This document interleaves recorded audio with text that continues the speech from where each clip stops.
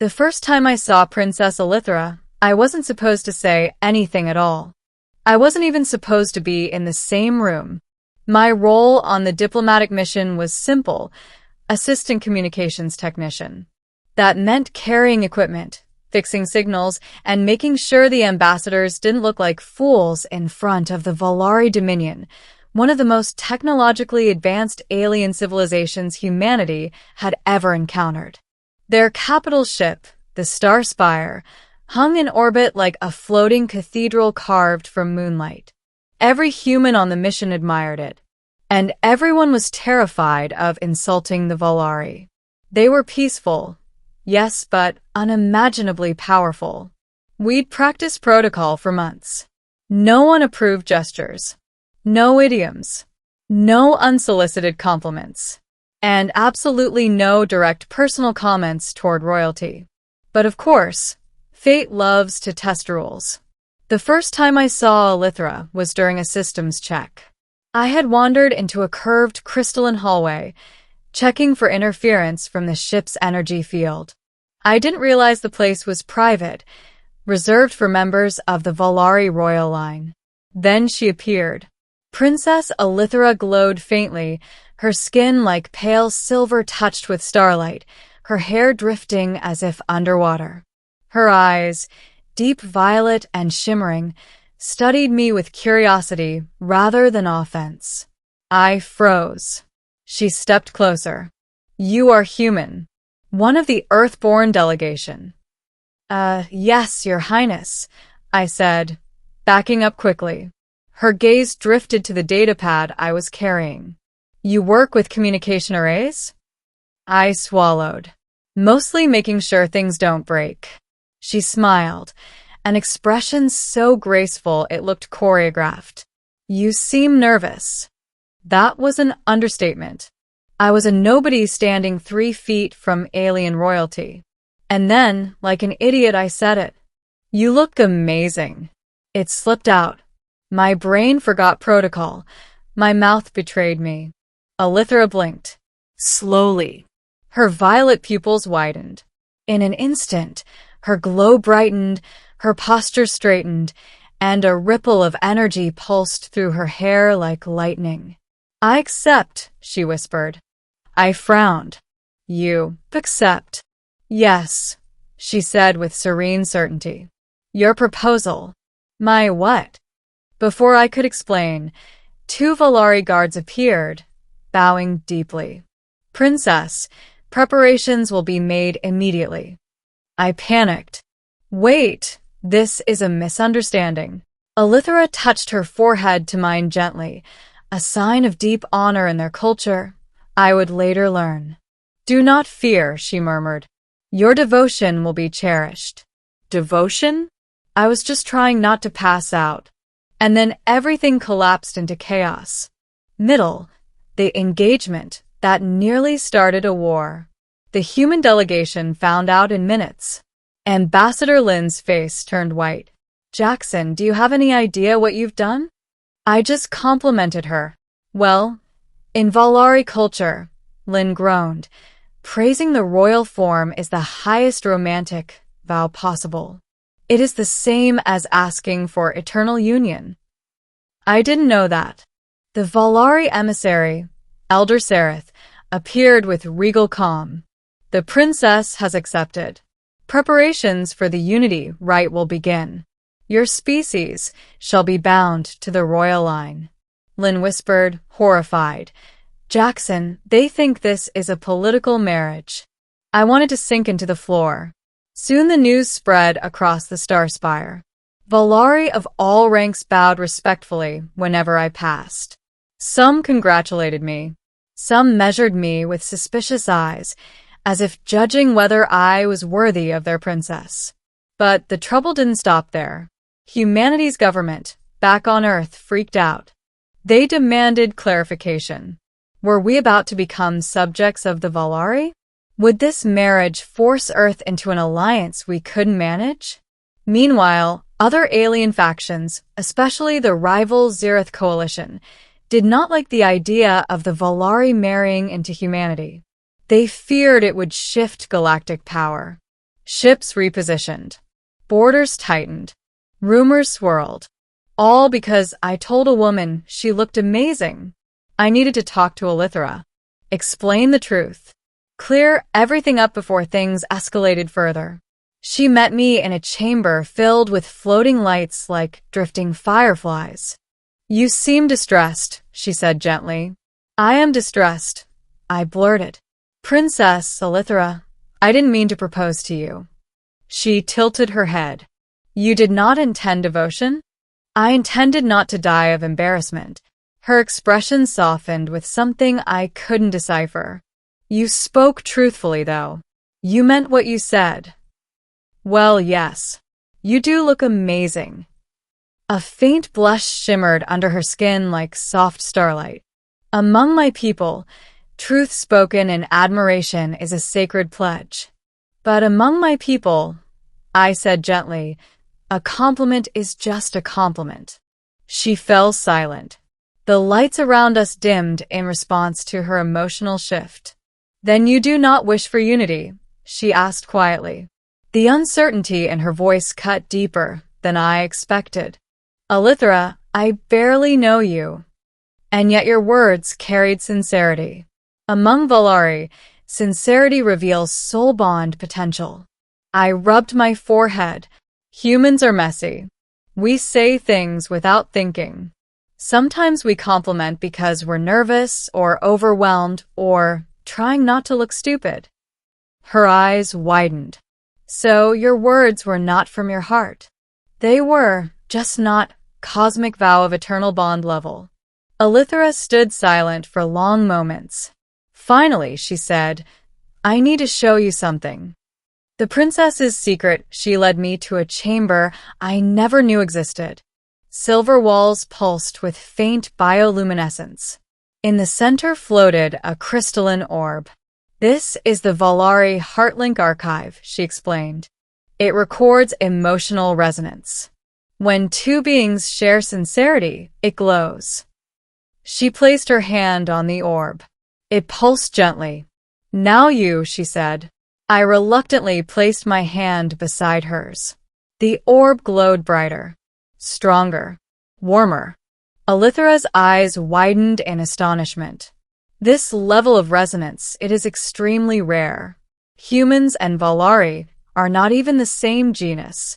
For this to occur, it's probably reading my panic, I said quickly.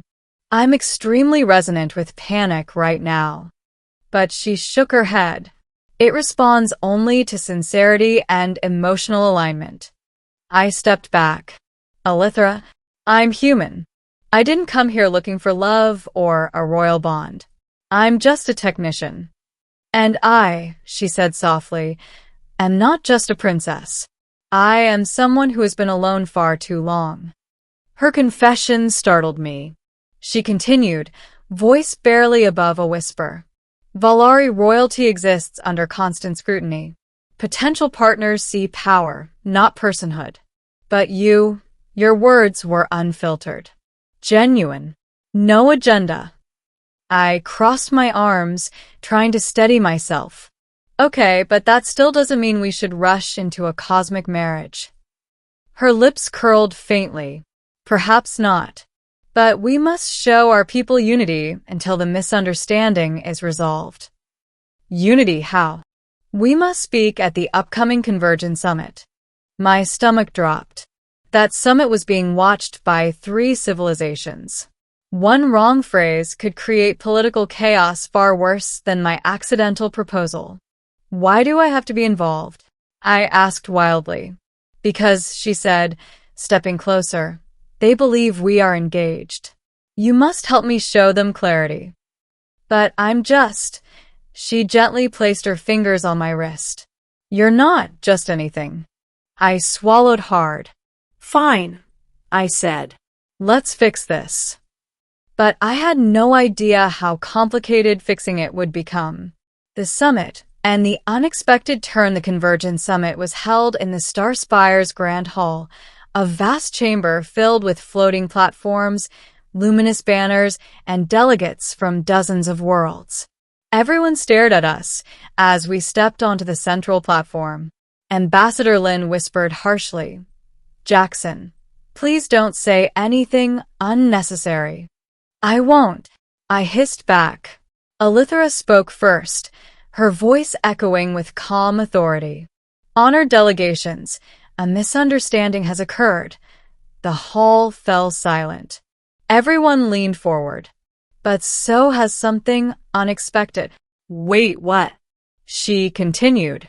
A human, Jackson Hale, spoke words that, while casual in his culture, carried profound meaning in mine. Yet rather than resentment, confusion, or anger, we discovered resonance. Emotional compatibility that our species never believed possible. Murmurs erupted. My heart pounded. Elithra extended her hand toward me. Though his intent was not proposal, his sincerity revealed something worth exploring. The hall gasped. Human representatives stared in shock. Zirith delegates whispered furiously. I whispered to her, "Elithra, what are you doing?" "Trust me," she whispered back. She turned to the hall again. "We do not announce a marriage. Not yet. But we announce a cultural understanding initiative, a bridge between our species, founded on truth and genuine connection." The room erupted in debate. Ambassador Lin grabbed her head. "Well, that's better than a wedding." But Elder Sereth stepped forward, eyes narrowing. "Princess, are you certain? This path is unconventional." Elithra lifted her chin. "Progress is always unconventional." Her confidence was magnetic. And for the first time, I felt a strange spark, admiration, curiosity, something deeper. The summit ended with reluctant agreement. Humanity and Valari would begin a cultural exchange program using our accidental resonance as a symbol of cooperation. I thought the drama was over. I was wrong. The real threat, and the choice that changed everything that night, the star spire shook violently. An alarm blared, the lights dimmed, and a shockwave rippled through the halls. "The Zirith Coalition has launched a covert strike," a guard shouted. "What?" I yelled. "They fear our alliance," Elithra said, gripping my arm. "We must reach the command center." We ran through the corridors as the ship trembled again. A squad of Zirith infiltrators breached the portside hull. Their forms were shadowy, insect-like, and armed. Elithra pushed me behind a column. "Stay back." "No," I said, grabbing a fallen guard's stun staff. "I'm not letting you get hurt because of something I caused." Together we fought our way through the corridors. Elithra moved like living light, graceful, radiant, precise. I moved like, well, a terrified human, but I swung the stun staff effectively enough to knock out at least 2 attackers. We reached the command center just as the Zirith leader confronted Elder Sereth.